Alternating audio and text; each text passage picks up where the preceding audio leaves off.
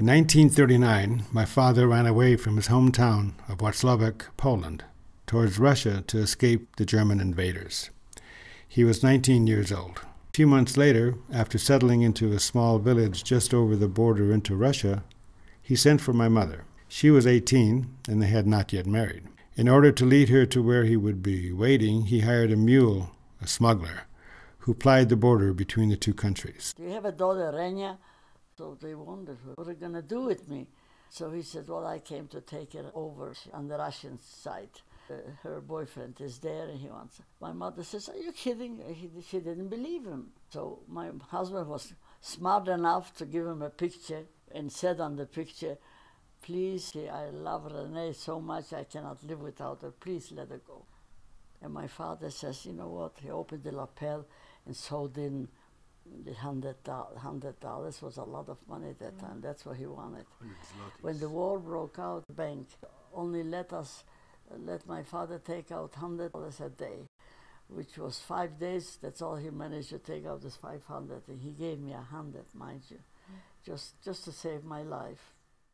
My mother and father finally found each other in Russia a few weeks later. He was with the Jewish families there in Białystok.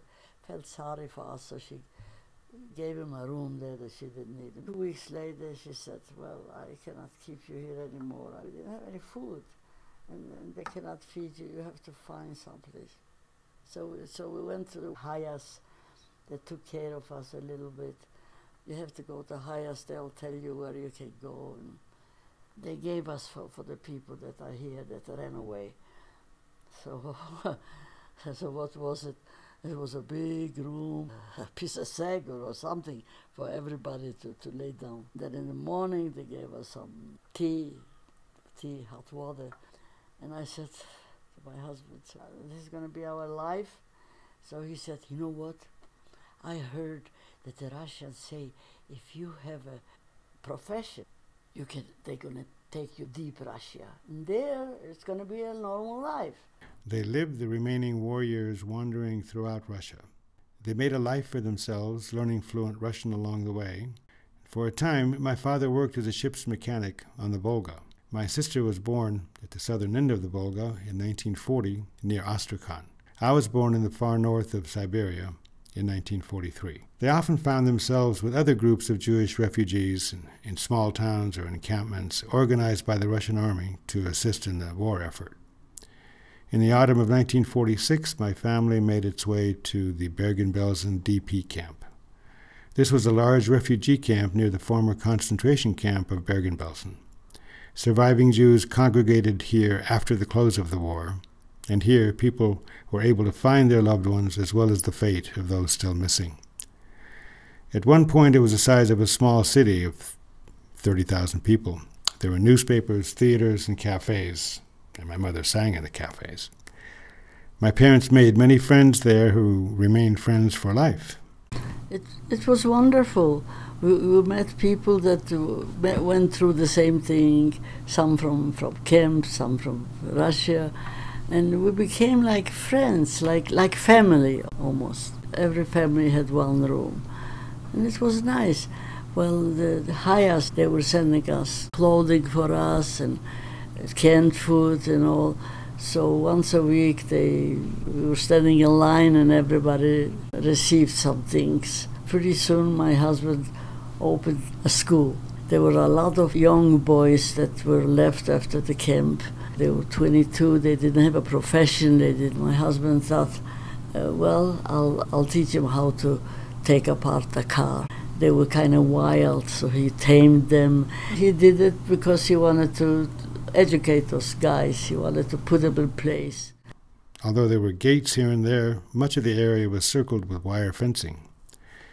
Although we were told to stay away from the fence and the soldiers on the other side, we naturally spent lots of time there.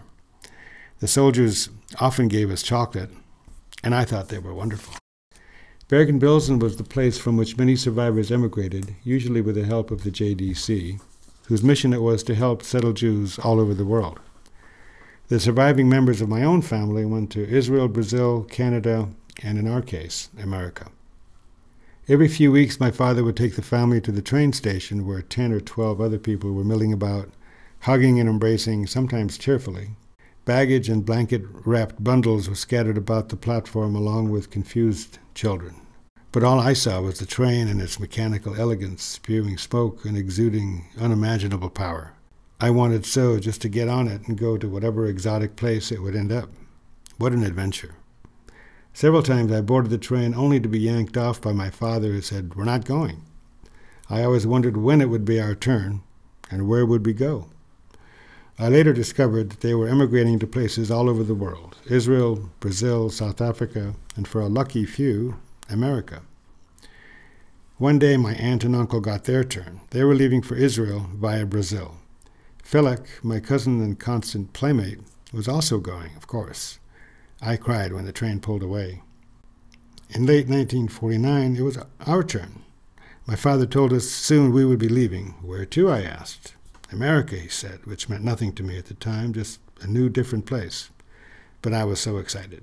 For weeks on end, I asked, "Today? Today?" Finally, the day came, and we were the ones going up the steps to the railroad cars, with friends and well-wishers all around. Our journey to a new, permanent home had begun, and the train was the first step. I remember my father telling my sister and me that we would no longer have to run. "We'll make a new life in America," and so we did.